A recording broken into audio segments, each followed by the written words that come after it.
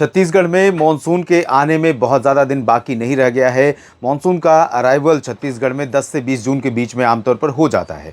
दक्षिणी भागों में और मध्य क्षेत्रों में तमाम जगहों पर बरसात पहले से हो रही है और मॉडल की अगर हम माने तो मॉडल के अनुसार 3 से 9 जून के बीच में जो इस सप्ताह में जिस सप्ताह की बात इस वीडियो में मैं कर रहा हूँ, इस दौरान दक्षिणी भागों में अधिकांश जगहों पर बारिश की संभावनाएं नज़र आ रही हैं।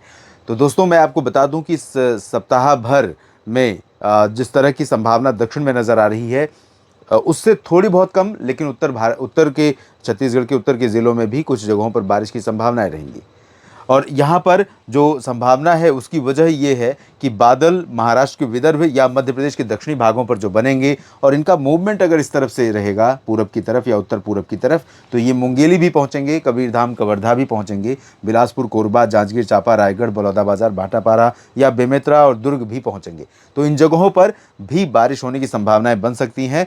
यहाँ पर मानसून को पार करने में 20 जून तक का समय लगता है, लेकिन 20 जून अब बहुत ज़्यादा दिन नहीं रह गया है। अनुमान ये है कि सामान्य रफ्तार से मानसून आगे बढ़ेगा, तो उम्मीद कर सकते हैं कि अब से लेकर 17-18 दिन में पूरे छत्तीसगढ़ में मानसून की बौछारें, मानसून की फुहारें शुरू हो जाएंगी।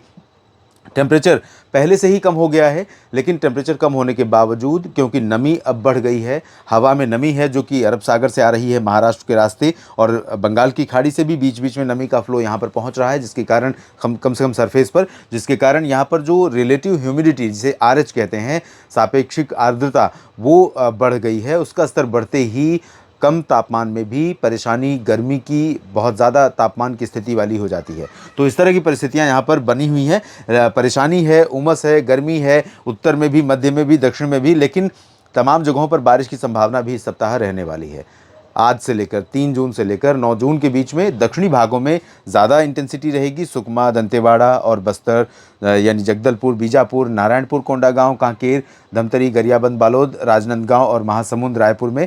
लेकिन इसके उत्तर के क्षेत्रों में उतने चांसेस नहीं है। फिर भी जैसा कि मैंने शुरुआत में कहा कि रूल आउट नहीं कर सकते कि पूरी तरह से यहाँ पर आसमान साफ और मौसम शुष्क रहेगा, बरसात बिल्कुल नहीं होगी जैसा कि मॉडल दिखा रहे हैं।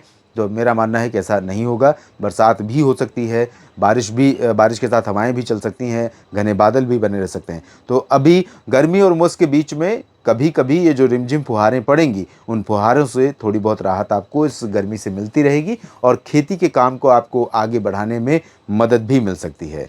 छत्तीसगढ़ के साप्ताहिक मौसम पूर्वानुमान के इस बुलेटिन में अभी के लिए इतना ही। ये वीडियो आप देख रहे थे न्यूज़ मीडिया मंच पर, इसका लिंक आपको मिल जाएगा मौसम तक पर भी कम्युनिटी पोस्ट में। और साथ ही साथ आप सभी से निवेदन करना चाहूँगा कि अगर आप इस चैनल के सब्सक्राइबर नहीं हैं और छत्तीसगढ़ के सप्ताह भर के मौसम की जानकारी आपके लिए महत्वपूर्ण है, तो जुड़िए मेरे साथ इस चैनल पर भी और मौसम तक चैनल पर भी। और आप अगर सपोर्ट करना चाहते हैं मेरे इस प्रयास को, मौसम तक पर जाइए और ज्वाइन बटन पर क्लिक करके आप मेंबरशिप ले सकते हैं। आप सभी का मेरे साथ जुड़ने के लिए और लगातार अपनी राय या अपनी प्रतिक्रिया मौसम के इस वीडियो के बारे में या मेरे पूर्वानुमान के बारे में देने के लिए आप सभी का दिल से शुक्रिया। इसी तरह से लगातार मेरे साथ जुड़े रहिए, बने रहिए। आप सभी स्वस्थ रहिए, मस्त रहिए, लेकिन सतर्क रहिए, क्योंकि मौसम जब बिगड़ने वाला होता है तो कई बार जानलेवा हो जाता है, चुनौतियां बढ़ जाती हैं। तो मानसून आने से पहले भी जो एहतियाती उपाय, जो तैयारियां करनी होती हैं, उनको कर लीजिए समय से पहले, आलस मत कीजिए।